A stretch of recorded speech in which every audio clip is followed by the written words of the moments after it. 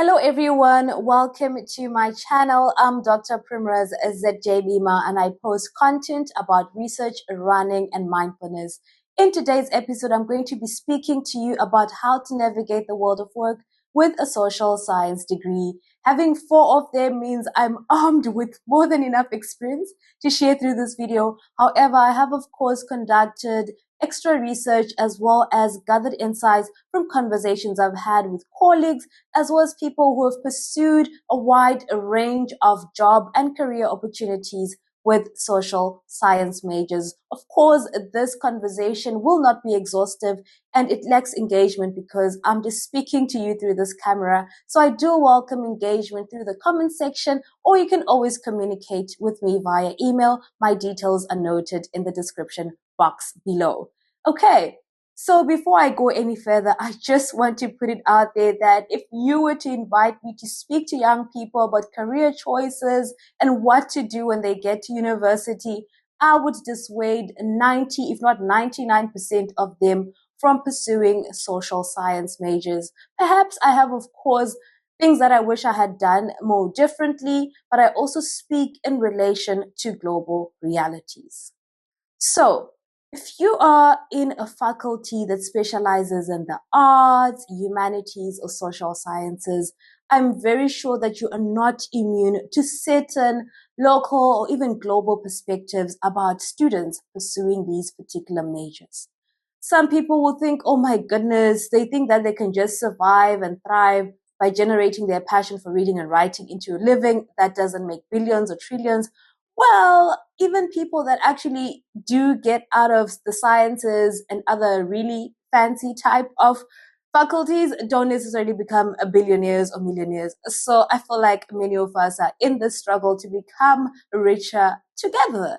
So also, some people will say that if you are in the humanities, you want to become an activist, you want to become an influencer, and you are not worried about gathering skills that relate to science and technology, mathematics, you name it. Well, it might be true, but there is nothing wrong with that. Because guess what? Humanities do come with critical skills that are relevant for this world. More humanities majors are emotionally intelligent. They're able to think and write about as well as suggest development oriented projects for societies, for whole economies in a way that pays attention to human challenges. Social science majors are more interested in speaking to people through interviews, through focus groups, doing their research by going into the field and actually living with communities and engaging in multiple projects with them through action research. So really, would you say that we are not needed in society? We are much needed and our skills are very important. So what you may have gathered from what I've just said right now is that there's a lot to do with the social sciences and you have to be very humanistic in your approach. You have to have an edge or an interest in writing and reading and thinking about improving the world. So for some of you who may not know what social science majors are, I have a list written down here. It includes African studies, anthropology, archaeology, economics, geography, development studies, environmental studies, history, international relations, political science, public administration, gender studies, psychology, sociology, criminology, social work, just to name a few. These, of course, are based on the university environments that I have been exposed to on the African continent. The list, I'm sure, can be added to. So when I think about the global and personal perceptions I now have about the social sciences, I think the reality is that more often than not, people that are revered or people that earn a lot more who have social science majors are either working for the United Nations or other prestigious intergovernmental organizations or international NGOs. And maybe it's people that have been roped into the banking sector or people that are working for think tanks which are well established and pay a lot. Also add to the list people who work in political risk advisory and analysis. However, oftentimes when people want to study such majors, they are not very much aware of the reality that it is not very easy to enter into these sectors, and also the reality that you need a lot more in addition to your social science muscle by pursuing critical skills from a different angle.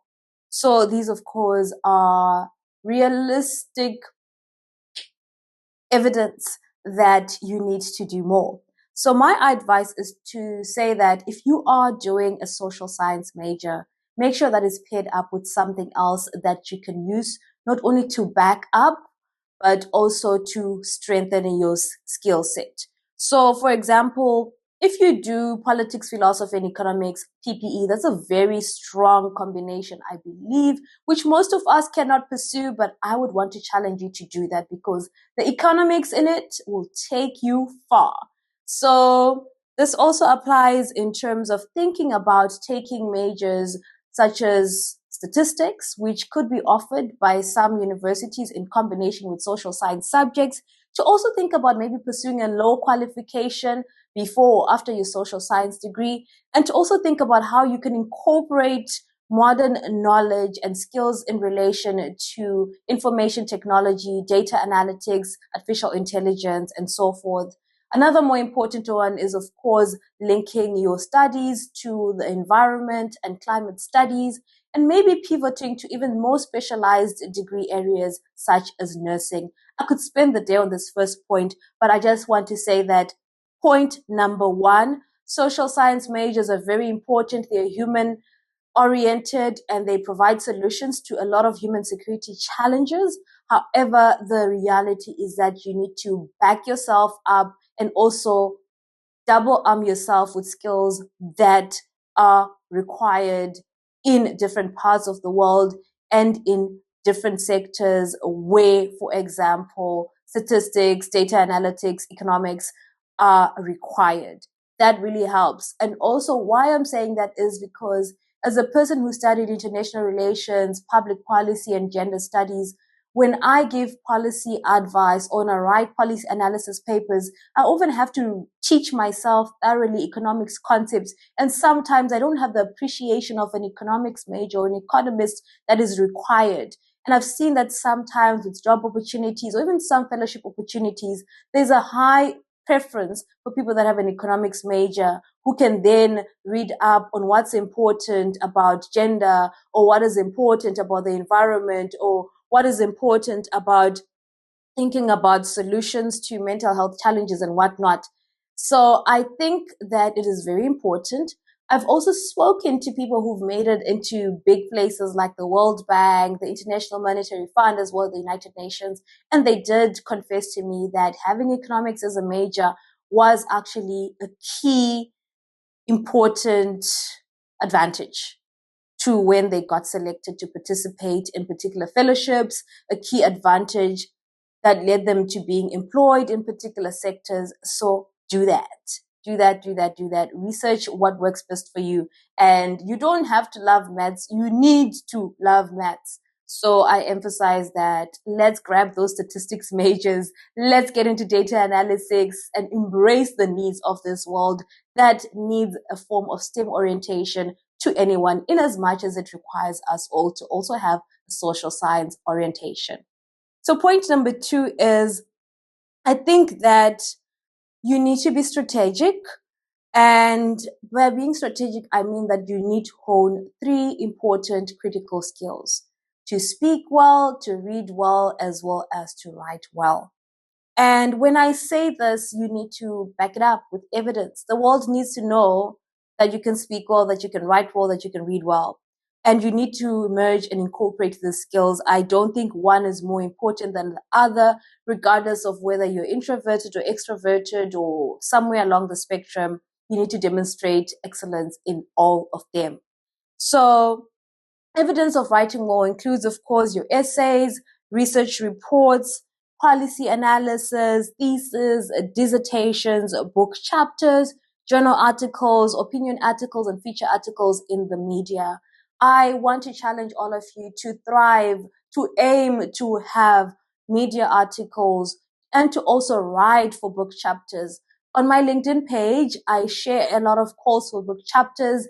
I found those really helpful because even, for example, in the first instance, you don't make it, you get people that peer review your work and give you feedback. Same applies to journal articles. So there needs to be evidence that you can upload when you're required to upload a sample copy of your written work, for example, for a job or for a fellowship or a scholarship.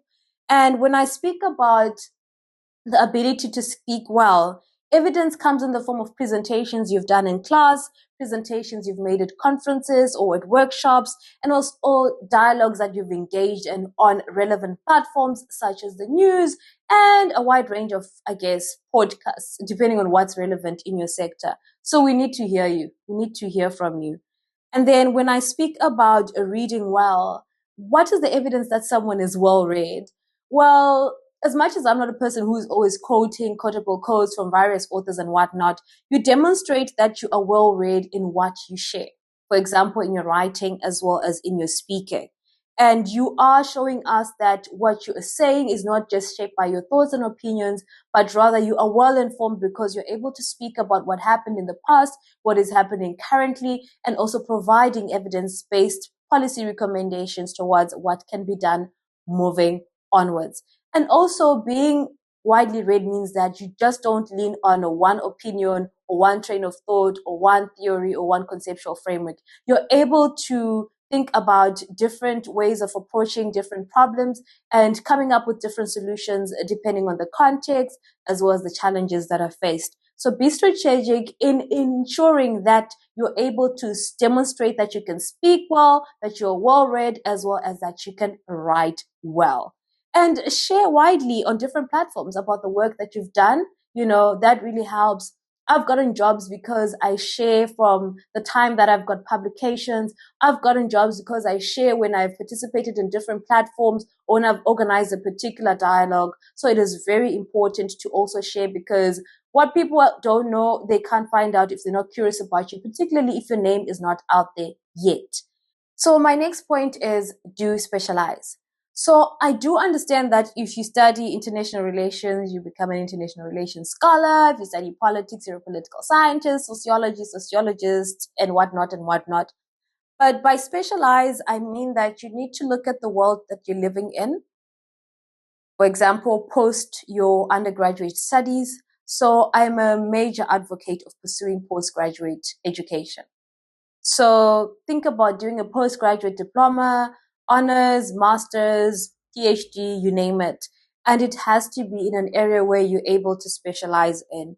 So I think it's important to be kind to ourselves to say it's okay to go through a 3 to 4 year undergraduate program, pursuing a social science major, and then getting into the world of work or being exposed to new ways of thinking or new ideas, and then ensuring that you master those areas. So some people, for example, do postgraduate degrees in law. I think law is traditional and also ongoing. It is going to be a revered area of specialization in the long run. I think I've seen people flourish having done master's degrees in public health. The University of Cape Town in South Africa, for example, offers public health to people from different disciplines. So that's a really great opportunity to also pivot, particularly if you've got an interest in public health. I've seen people pivot into environmental health studies. Perhaps you might have to have had, of course, a background in your undergraduate degree where you focused to some extent on environmental science or geography. I've also seen some people doing postgraduate diplomas, which are offered by business schools, and then going forward to specialize in marketing, in entrepreneurship studies, amongst other majors. And I've also realized that recently there's a new phenomenon of universities introducing masters in data analysis, master's degrees in e-science, master's degrees also focusing, for example, on film and documentary making, political communication and whatnot. So depending on your interests and the reality of the job market where you're staying or where you want to go in the world, you may want to think about how you can pivot. So where you're at the day you decide the degree or majors to pursue in the social sciences when you're in your undergraduate stage shouldn't determine your journey long run. So it is very important. Did I do this? Mm-mm. I did my honors in gender.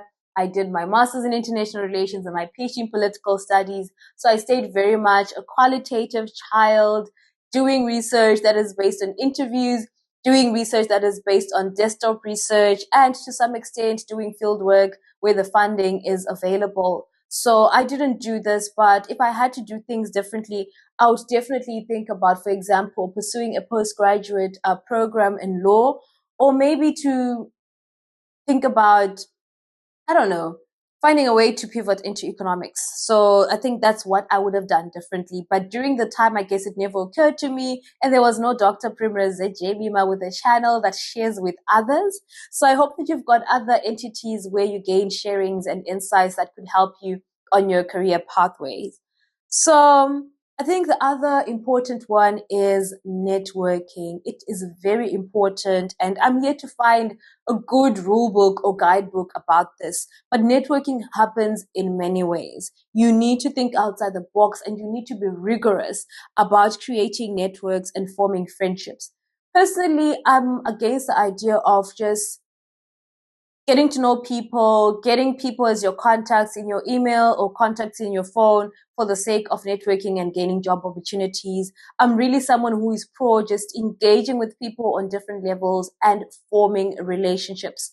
So for example, without knowing it, I did form a lot of relationships because during my undergraduate years, whenever we were in the dining hall, I used to engage with a lot of people. We got to know about each other personally, as well as academically, and in terms of like what we wanted to do career wise. And I've seen that I have nurtured some of those relationships into my 30s, and I see some of them going into a lifetime. So that is very helpful. I am a generally conversatory person in as much as I seem laid back and might be introverted. So there's some friends I did make through classes, through my politics major, through my gender studies major, and some of them have been very pivotal in terms of giving me directions towards what I can do in terms of the next steps I could take in my career. I've also, without knowing, inspired students who came back to me after I've taught them and linked me up with different opportunities. So everyone really that comes through your pathway is very important. I've gained some opportunities because administrative officers I worked with when I was a tutor really liked me. And when positions were available for lecturing, they also supported that I become a lecturer. So there's a wide range of examples. It also boils down to your relationships with your lecturers, your relationships with your colleagues in different spaces where you work, even if it's an internship, your relationships with people that manage you when you are undertaking various job opportunities or internships. It also includes, for example, your relationships with people that are linked to your family, if you are privileged enough to have family, friends, or relatives that are in sectors that you're interested in, you could speak to them about it after having shown that you're a respectable child, that you love your books, that you're intellectual, you share with them about what you've been writing, what you've been doing, and, engaging with them, just demonstrating your excellence. And also, I think it's also important if you've got entities like a church or other religious spaces where people do congregate and sometimes participate in just dialogue and speaking about life and jobs and careers and whatnot. It's also important to open up there. I am part of a hiking group where there's a lot of professionals, and I've realized that sometimes it's okay not to be speaking about careers and jobs because for most of us, if not all of us, it's an outlet. But there are times when people are like, okay, so what do you do? Then you speak briefly about it because sometimes you're on a 7-hour hike. You can't be speaking about the beauty of God's grandeur throughout the 7 hours. So somewhere in there, you might be able to engage about life, about careers and whatnot.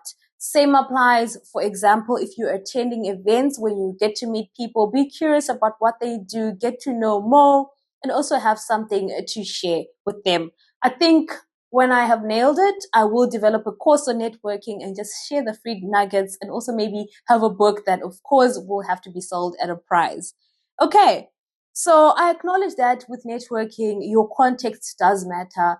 I think studying within South Africa helped me because I was exposed, for example, to cities as well as to people that were participating in multiple fora, including workshops, including conferences, as well as, lectures that were delivered by esteemed figures. And I don't know what the situation looks like in other African contexts. If there's field trips linked to your courses, also take that as, as a space where you can also network or get to know more about different organizations. Also, just the spirit of volunteering is important. After my master's degree, I was jobless. I went out, I volunteered for a program that was sponsored by the United Nations High Commissioner for Refugees, because I have a passion for migration and for youth and whatnot. So I managed to work with youth refugees for a period of like 3 months. I gained a lot from that. And I also managed to create relationships with a wide range of people. So just put yourself out there in different ways and just think critically about it. And don't just stick to yourself with your love of books and with your love of writing. For most of us, it won't work. It won't cut it out to have publications out there and a few speaking appearances here and there, and then you roll yourself back into your quiet and comfortable space. Okay. So I've mentioned the reality in terms of global and local perceptions, as well as personal perceptions about navigating the world with a social science degree. The second one I spoke about was being strategic about your majors, and also being strategic in terms of writing well, speaking well, and reading well. And then I spoke about the importance of specializing, particularly after your undergraduate level. And I spoke about networking as well. And the last one here is something that I've come to realize from working in different sectors. I will try to be as abstract as possible before I make the accident of exposing people or naming and shaming or blaming any organization. So I've realized that the world is full of gatekeepers. Some of you may know I have worked in academia, which means I have lectured and I have tutored and I've done research. I have also worked in a government space, and I've also worked in non-governmental organizations and think tank spaces. One thing I've realized is that sometimes people that are in higher positions might actually feel threatened by you and want you out as soon as yesterday. Some of them might show you explicitly by withdrawing opportunities that are being offered to you, by making sure that you don't get promoted, by frustrating you on the job, maybe with work overload, or just with their attitude and what they say to you. There's also the reality that some gatekeepers might hire someone else instead of you because they prefer to work with that other person because that person is going to comply with everything they want, as opposed to you who comes with creativity, who is coming with new suggestions about change and moving forward, because we almost always think that resistance to change comes from the lower levels of any sector, but sometimes it actually comes from the top. And also you might realize that some gatekeepers could include people that are actually big or well-known in your sector. So, for example, not being invited to particular feminist dialogues or conferences because certain people feel like they don't like your stance in terms of like your feminist orientation, or not being invited to an African politics seminar or workshop because people believe that you are rather maybe more Afro-pessimist than Afro-pragmatist or Afro-optimist. So personally, I'm not a very confrontational person, right? I don't know. Am I confrontational at all? I'm not sure. But I believe in maintaining my peace. I love my peace. I love myself. No love of sector, no love of job, no love of role, no love for a particular career pathway can lead to me enduring anything that is damaging to my intellect, damaging to my social well-being, as well as my career trajectory. So realize that sometimes you might have to move organizations. I'm saying this particularly because, for example, I grew up revering the idea of getting an international relations qualification, getting into the United Nations and making it big there. But for example, if I were to join a UN agency and then for whatever reason, something political happens in there and it pushes me out because it is against my well-being, then I shouldn't feel like my dream has come down crashing. I should realize that my career should not be dependent on a particular organization. And also, it gives you opportunities to also fight battles that are necessary. For example, it could be in relation to you have experienced a case of harassment within the workplace, whether in academia or in government and whatnot, to actually put those organizations to task and uphold them accountable to helping you in terms of addressing the particular matter. Sometimes it does get ugly, and sometimes people have to choose to whether protect the sanity that they still have by moving out, or to fight the battle and stay within and see how everything unravels. So I just want to say that in addition to gatekeeping, there's also the reality that some frustrations could come your way. It could be bullying, it doesn't have to be gender-based harassment. It could also be the reality that the sector is not what you thought it would be, right? Perhaps you pursued a particular career because there would be travel opportunities, or because there would be opportunities for you to get funds for publication, but you're realizing that it's draining you out of all your time. It's sapping all the energy out of you. You've lost everything in the sense of like your passion for living, and you're just living for this particular role and job and to tick boxes in terms of what is expected of you, in terms of publications. You might die young or die old and depressed.